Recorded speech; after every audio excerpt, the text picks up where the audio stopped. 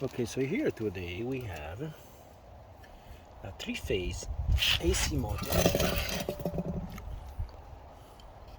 1.5 kilowatt, 200 volts, and we're gonna check the continuity and the insulation resistance, because this motor is tripping the brake, so that's why they brought bad. Okay, let me show you how to do it. First of all, we have to remove any of these plates. Those are for working with the delta connection. You know, you can connect delta or star, but when you have to measure the windings, you have to remove completely, because you don't want to have any phase connected to the other one. You see, usually it's written here, it's very little, but you can see U, V, W. So W and W are those two, V1 and V2, U1 and V2. So that's how you have to measure.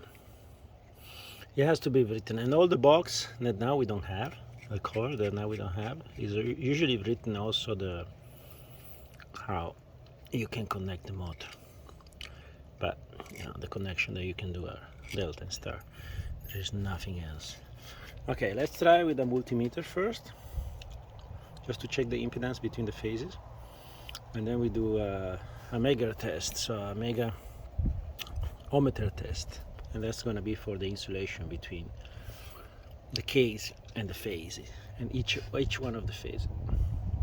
This multimeter, I'm going to show you with this and with a very cheap one, just to show you that you can almost measure the same.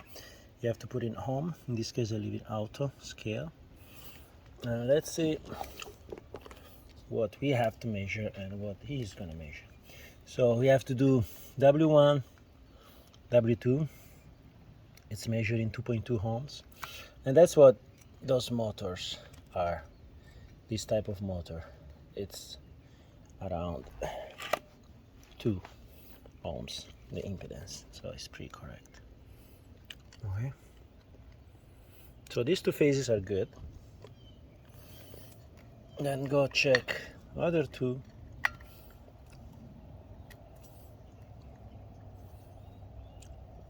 V1, V2, and here I measure 249 ohms. So you see here, that's the reason why probably it's tripping. It's a very high impedance, very strange. So it means something is not working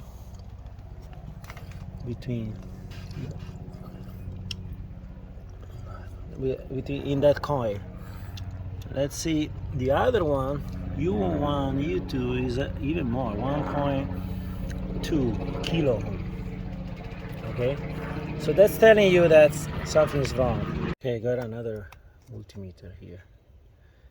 You see that's the result. It's very much the same, but now I'm not touching well. Wait a second.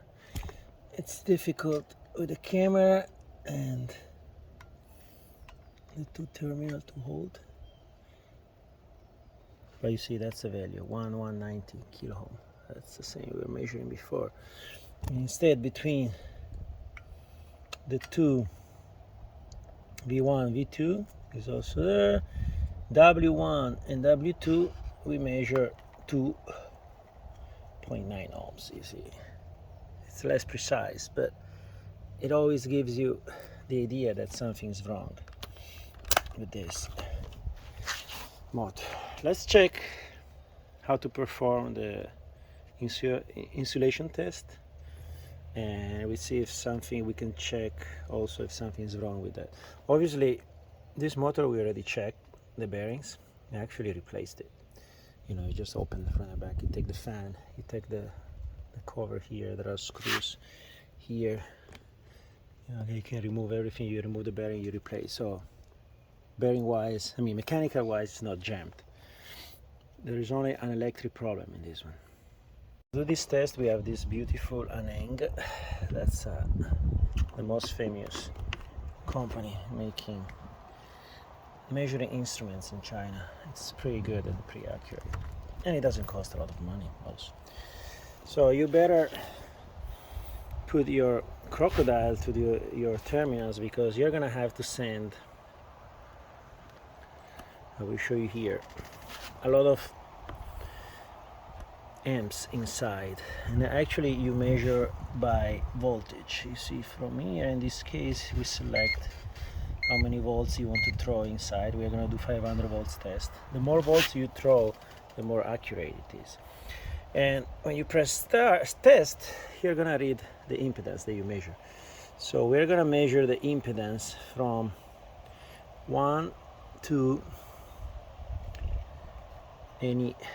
one phase to the cage. Okay, so in this case it's going to be to the case. It's going to be right there. You can connect it to any place that you're making sure that's a good connection.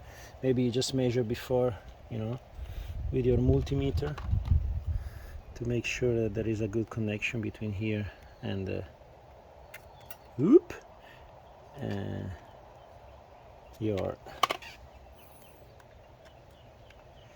your turn. I'm reading 0000, so I will say that the connection is good. So we can do the test. Okay, right now it's telling you how much is the impedance that it measures, and you don't want to see anything less than 1 mega ohm. Usually when it goes really low, it goes even to 0. Here is going to be all 0. In this case we read 69.6, so it's pretty good. We're going to perform the test on each phase, because there could be the problem, even one phase is shorter to the ground. It's bad. Let's do this one. You see, this one is giving you 0. It's also making a noise, like a sound when you have a continuity. That's really bad. That's telling you that something is bad. And actually it's from, where you measure the high impedance, we are having a short to the ground. The last one, we're gonna do the U. I expect bad also on this one, and actually that's what it is, because that's the other one I was not measuring correctly. So the only one that's doing good is the one where we were measuring the 2 ohm impedance. So that's telling you it's a proof that this motor is bad and needs to be rewinded.